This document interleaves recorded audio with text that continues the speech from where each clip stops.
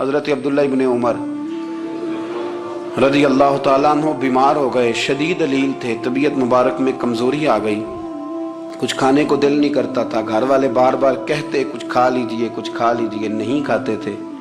بالآخر حضرت نافع آپ کے غلام تھے، ان سے کہنے لگے کہیں سے مچھلی مل جائے نا تھوڑی سی تو میں کھاؤں گا۔ تو کہتے ہیں میں سارے مدینے میں ڈھونڈتا رہا، مچھلی نہ ملی، اگلے دن بھی ڈھونڈی تو نہ ملی، تیسرے دن بھی ڈھونڈی تو نہ ملی، تو فرمانے لگے یار بس چھوٹی سی خواہش ہے، کوئی فرض نہیں ملتی تو رہنے دے۔ کہتے ہیں چوتھے دن مچھلی مل گئی، میں 1.5 دینار کی مچھلی لا کے حضرت عبداللہ ابن عمر رضی اللہ تعالیٰ عنہ کے سامنے جو مچھلی رکھی تو آپ نے لقمہ روٹی کا توڑا تھا، مچھلی کو لگانے لگے کہ دروازے پہ فقیر نے آ کے آواز دی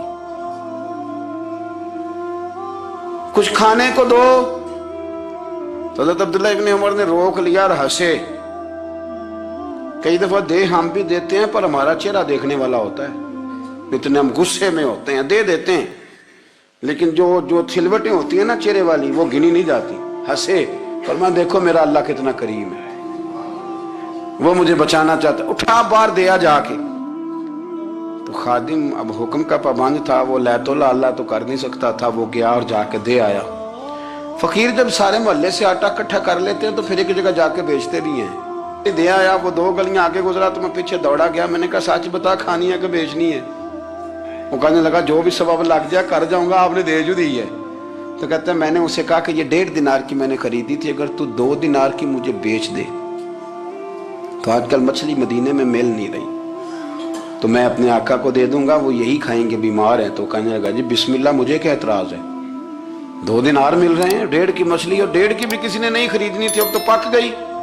فرماتے میں نے 2 دینار اس کو تھمائے، وہ مچھلی اس سے خریدی، اور خرید کر کے میں لا کے حضرت عبداللہ ابن عمر کے سامنے دوبارہ رکھی۔ تو فرمایا یہ کیسے آ گئی؟ میں نے کہا حضور 1.5 کی خریدی تھی اور پھر فقیر کو دے دی، اب اسی سے میں 2 دینار کی خرید کے لایا ہوں، آپ قبول فرمائیں۔ تو فرمانے لگے تم نے اچھا نہیں کیا، اب اس طرح کرو 2 دینار بھی اسے دے اور مچھلی بھی واپس دے آؤ۔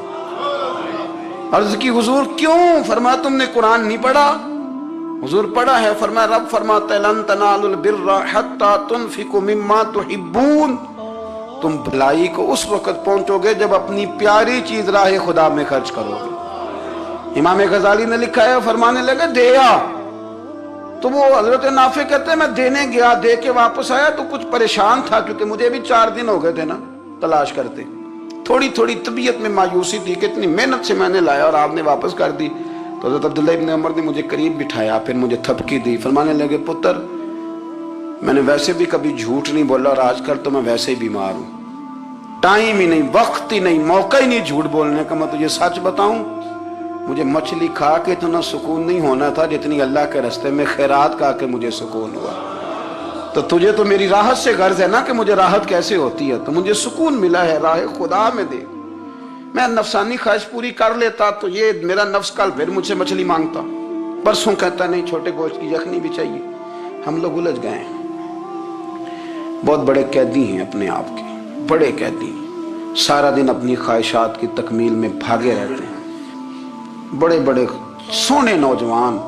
میں ان پہ تنقید نہیں کرتا، مجھے ان پہ ترس آتا ہے، جب میں رات کے اندھیروں میں انہیں ٹیلی فون لے کے چوکوں میں کھڑے دیکھتا ہوں تو مجھے رحم آتا ہے، میں کہتا ہوں دیکھو نفس کی خواہش کے پیچھے یہ کیا مثلاً آخر کیا ہے اس میں، ایک عورت کے پیچھے تباہ کر لیا اپنے آپ کو، یعنی زیادہ سے یہ کوئی مقصود ہے، یہ کوئی مقصد حیات ہے جس کو مقصد بنا لیا ہے؟ میرے عزیز بات کو سمجھ لیں، اتنا خوبصورت آدمی ہے اور اتنا اس کا اونچا قد کاٹ ہے، اور کیا کس کے پیچھے یہ بھاگا ہوا ہے؟ بڑا سمجھدار، دانشور، عقل مند آدمی، ذی روح بندہ، لیکن اس کا سٹیٹس آپ یہ ملاحظہ کریں کہ وہ 20-40 ہزار کی خاطر جھوٹ بولتا ہے، دھوکہ دیتا ہے، فریب اور فراڈ کرتا ہے۔ ہم اپنی نفسانی خواہشات کے پیچھے اس طرح بھاگتے ہیں کہ ہم اصل سے رہ جاتے ہیں۔ میری باتوں کی سمجھ آ رہی ہے آپ حضرات؟ تھوڑا تھوڑا کر کے، ایک ایک کر کے ان کی باتیں کم مانیں۔ وہ ضروری تو نہیں نا کہ سویرے ناشتہ بازار سے اپنی مرضی کا تگڑا کیا ہے، بازار سے لا کے پوڑیاں چنے بہترین کھائے، اور پوڑیاں چنے ابھی کھائے نہیں، شاپر میں ڈالے ہوئے ہیں، اور وہ لے کے ابھی آ رہا ہے تو ساتھ ہی رستے سے गोश्त भी छोटा अच्छा लगा तो 2 किलो वो भी ले आए कि पूड़ियाँ चने खाऊंगा और दोपहर के लिए गोश्त पकाऊंगा। वो पहले ये तो खा ले साहब, इससे तो निजात पा ले। ये पता नहीं हजम होता है कि कुछ और करता है तेरे साथ, लेकिन वो गोश्त भी साथ ले आया। यानी टेबल पे, नाश्ते के टेबल पर बैठ के फैसला हो रहा होता है कि हमने क्या खाना है, हमने किधर जाना है। संगियो याद रखो, बातों को समझो और गौर करो। ये थोड़ा थोड़ा करके जब हम छुटकारा हासिल करने की कोशिश करेंगे ना, छुटकारा हासिल करने की, कई जगह से, किसी जगह से अगर आपको तंबी होती है ना, तंबी, उसमें भी बड़ा मजा आता है। उसमें भी बड़ा, हमारे एक बुजुर्ग थे, तो एक दिन ना मैं गया तो कहने लगे अल्हम्दुलिल्लाह आज मैं बड़े सुकून में हूँ। मैंने कहा जी वो क्या हुआ? कहने लगे मैं अपने आप को बड़ा पीर साहब समझने लग गया था। तो एक वापडा के किसी आदमी से काम था, तो मेरे एक दोस्त ने मुझे कहा कि पीर साहब उसको टेलीफोन कर दें, सुना है आपका अकीदतमंद है। मैंने उस बंदे को टेलीफोन किया तो कहता पीर साहब मैं इज्जत आपकी बड़ी करता हूँ पर यह काम नहीं हो सकता। कहते जब उसने मुझे कहा ना तो कुछ भी नहीं, तो मुझे बड़ा मजा आया है, वरना मेरा तो नफ्स फूल गया था। मैं तो समझता था कि जो मैं कहता हूँ वैसे ही हो जाता है। कहते उसने थोड़ा सा ना मुझे लेवल में किया है, मुझे मजा आया। ये लोग ना अपने ऊपर बोझ डालते थे, ये थोड़ा थोड़ा पीछे हटते थे, ये समझते थे कि इस तरह तो हमारी तकमील रह जाएगी। सुबह से शाम तक अगर इसी नफ्स की बातें मानते रहेंगे तो खराबी करेगा। दौलत का नशा है भाई, दौलत इकट्ठी करने वाला किसी जगह सैर नहीं होता। हुस्न का नशा है, हुस्न का नशा है। हजरत अबू बकर शिबली रहमतुल्लाह अलैह फरमाया करते थे जो तेरी बेटी को खूबसूरत समझ के उसके साथ निकाह करना चाहे उसे बेटी ना देना। हजरत जी क्यों? फरमाया हुस्न तो थोड़े दिन के बाद खत्म हो जाएगा, फिर वो इसकी कदर नहीं करेगा, वो तो कहीं और मुंह मारता फिरेगा। हजरत अबू बकर शिबली रहमतुल्लाह ताला अलैह की बेटी खूबसूरत थी। एक नौजवान कहने लगा मेरा निकाह कर दें। आप फरमाने लगे पुत्र तो 1 महीने के बाद आना, कर दूंगा। बड़ी मोटी ताजी खूबसूरत साहिबजादी। तो हजरत ने उसे दवाई खिलाई, उसे पखाने लग गए। जो पखाना करती एक मटके में संभाल देते। थोड़ा वक्त गुजरा तो वो हड्डियों का पिंजर बन गई। महीने भर में दस्त इतने आए कि कमजोर हो गई। तो अबू बकर शिबली 1 महीने के बाद नौजवान को बुलाया, फरमाया इधर आ तेरा निकाह करूं। बच्ची दिखाई तो वो कमजोर बिस्तर पे पड़ी। फरमाया शादी कर। कहने लगा इससे नहीं मैंने करनी। फरमाया ये वही है? कहने लगा जी नहीं। फरमाया तू तो कहता था मुझे इश्क है, किधर गया तेरा इश्क? कहने लगा हजरत साहब आप कैसी बात कर रहे हैं? फरमाया इधर आ। फिर वो मटका जिसमें गंद रखा था वहां ले गए। फरमाने लगे तेरा इसके साथ इश्क था, ये तेरा इश्क। फरमाया तो मैं 4 दिन रोटी खिलाऊंगा फिर तंदुरुस्त हो जाएगी। लेकिन मैं देखना चाहता था कि तू मेरी बेटी से प्यार करता है या उसके चेहरे पे आने वाली कुछ वक्त के लिए सुर्खी से प्यार करता है, उस लाली से प्यार करता है जो जवानी के वक्त बच्चों और बच्चियों पे आती है। किस चीज के दिल दादा? यानी क्या मतलब? नफ्स की गुलामी, सरासर गुलामी। और पलट पलट के और बड़े बड़े सियाने बंदे छोटी सी ख्वाहिश के लिए। बड़ा समझदार आदमी, बड़ा सियाना बंदा। मैं एक बड़े बुजुर्ग आलिम थे, मैं एक दफा मिलने गया तो पाए पका रहे थे, खुद पाए पका रहे थे। तो वो बड़े प्यार की बात होती है ना जी। तो तामत बांधी हुई और बड़ी जनाब खस्ता हाली और वो पाए पका रहे हैं। तो मैंने उनसे कहा, मैंने कहा हजरत जी पाए तो किसी और ने भी पका लेने थे, आप बुखारी लेके बैठते, चलो मेरी तरह का कोई बंदा आपसे इस्तेफादा भी कर लेता। अब पाए आप लाएंगे, फिर पकाएंगे, फिर आप खाएंगे, तो ये तो 24 घंटे आपके इसी काम में गुजर जाएंगे। तो ये एक छोटी सी ख्वाहिश के लिए, मैं किसी चीज को हराम नहीं कह रहा। कुरान पाक की जो आयत पढ़ी है सिर्फ उसकी तफसीर आपके सामने अर्ज कर रहा हूं। हमारी ख्वाहिशात माँ पालती है, आपको नहीं पता कितने दुख सहती है। मैं उन माओं को जानता हूं जो बेटे के हिस्सों की मार भी उसके अब्बे से खाती हैं, मार खाती हैं वो। एक खातून एक कान से सुनता नहीं, मेरे पास एक दफा आई, कहने लगी 60 लग गई सी, कोई दुआ कर दें या कोई वजीफा पर, डॉक्टर कहते हैं ठीक नहीं हो सकते। मैंने कहा बाजी सही बताओ मसला क्या है? कहने नहीं कुछ भी नहीं, मसला क्या होना है, पुत्र गलत निकल आया है, उसका बाप रोज मारता है, आज मैं आगे गई हूँ तो उसने एक थप्पड़ मेरे कान पे मार दिए, तो पर्दा फट गया।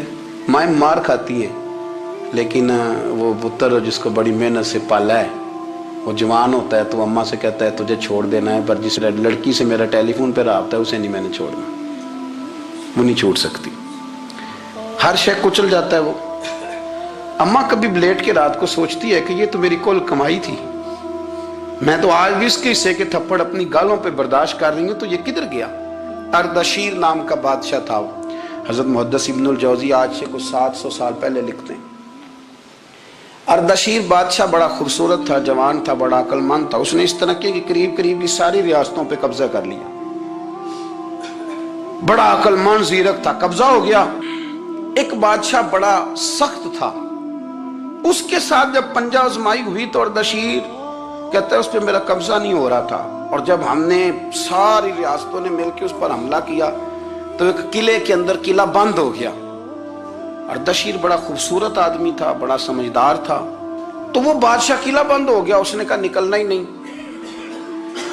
اب وہ اندر بند ہے، یک بارگی حملہ کیا تو وہ بڑا بڑا قلعہ تھا اس میں بند ہو گیا۔ اس بادشاہ کی نا جس پر حملہ کیا، اس کی بیٹی اچانک ایک دن قلعے کی دیوار پہ چڑھی تو اردشیر کے حسن و جمال کو دیکھا تو عاشق ہو گئی،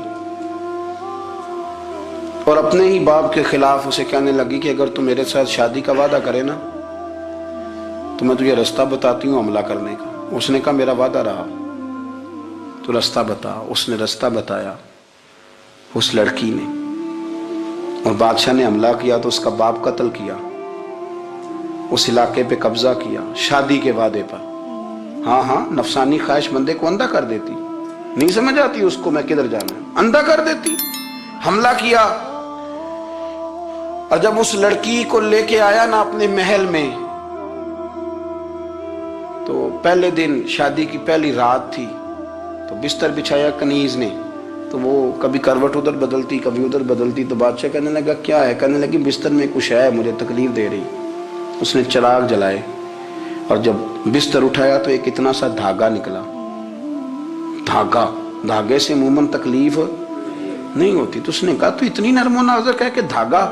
کہنے لگی میرا باپ نا میرے ساتھ اتنا پیار کرتا تھا کہ روز میرا بستر بھی خود بچھاتا تھا، اور اس نے آلہ رکھا ہوا تھا، وہ ناپتا تھا کہ کوئی پایا اونچا نیچا تو نہیں، میری بیٹی کا بیلنس سوتے وقت خراب نہ ہو جائے، اور میرے لیے گوشت اور کپڑے بھی خود پسند کر کے لاتا تھا، کھانے پینے کا خود خیال کرتا تھا۔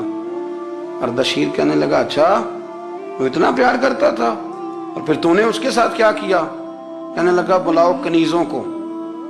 کنیزوں کو بلایا، فرمایا اس کو اٹھاؤ اور جلاد کے پاس لے جاؤ، اسے کہو کہ اس کے بال ایک گھوڑے کے ساتھ باندھے، پیر دوسرے گھوڑے کے ساتھ باندھے، اور ایک گھوڑا ادھر بھگا دے، کدھر بھگا دے۔ یہ جس کے باپ نے اتنا پیار کیا، یہ نفس کی اتنی غلام ہے کہ اس کی وفادار نہیں رہی تو میری وفادار کیسے بنے گی؟ جس نے اتنے نازوں سے پالا کہ دھاگا اسے برداشت نہیں۔